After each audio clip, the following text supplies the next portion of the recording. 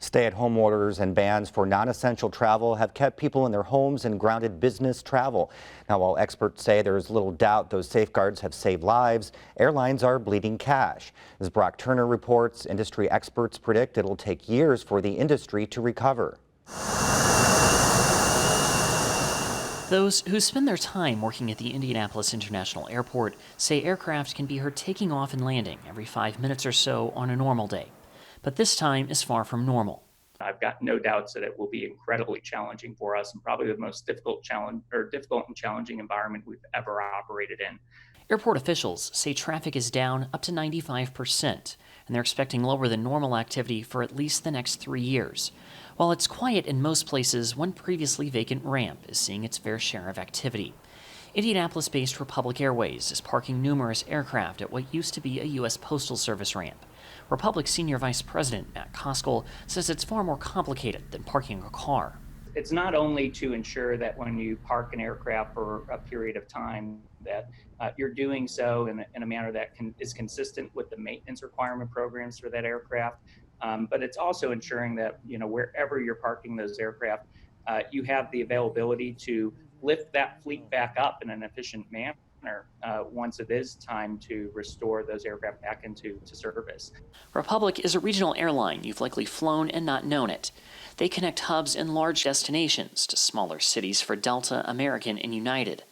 Thanks to the CARES Act, they haven't had to lay off employees yet, but some have reduced work schedules. With these planes on the ground instead of in the air, fewer workers are needed. An added challenge for Koskell and his team is that Republic doesn't control the booking for their partners. The airline, with its livery painted on the side of the plane, controls the booking. So all of these planes have to be ready on short notice. When you get to a point where you're flying less than 20% of what your original schedule was, what folks probably don't realize is those schedules are a fine-tuned orchestra of aircraft and people moving across the country. And all in a manner to, keep people connected to where they need to get to, keep crews connected to where they need to get to, and ensuring that then we're capturing the aircraft at the maintenance center at the end of that day to provide the required maintenance service and cleaning for that aircraft.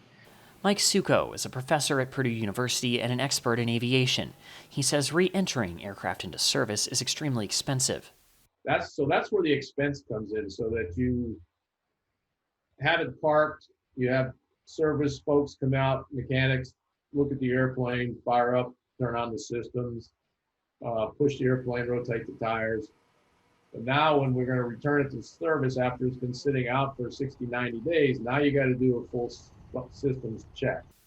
He says the full systems check includes starting the engines, checking fluids and flight systems, and could even require the aircraft to be put on jacks and have the landing gear retracted. That's what takes time, because you need hangar space. You need a lot of specialized equipment to get it in position, to position the airplane so that they can be worked on. And then depending if it's a really extended long period of time, then you would actually have to do a test flight. Today, Republic maintenance crews are checking in on the planes.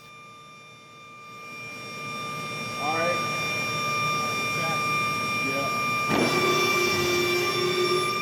They're hoping to get a few back into the air in the coming weeks. It takes the airline 2 days and multiple employees to get one of these Embraer 170s back into the air. But the quiet here is pervasive. Birds can be heard chirping. And crews say it makes them sick. They're waiting for the day when the engines restart. But for now, these planes remain grounded. For Indiana Newsdesk, I'm Brock Turner.